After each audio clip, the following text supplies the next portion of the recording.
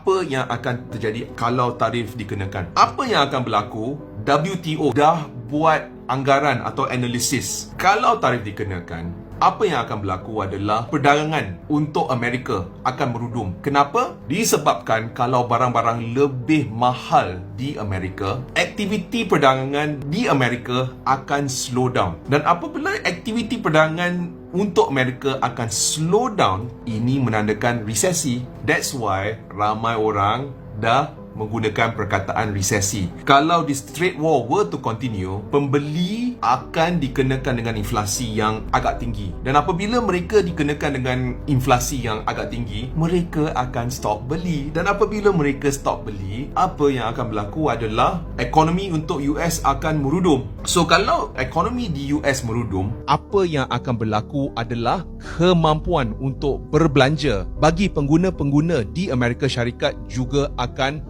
merosot. Dan kita harus ingat bahawa pembelanja yang terbesar di dunia ini adalah pengguna-pengguna di Amerika Syarikat, di mana pada tahun 2024 mereka berbelanja sebanyak $18.9 trilion, diikuti dengan pengguna di negara China yang belanja sebanyak $6.6 trilion.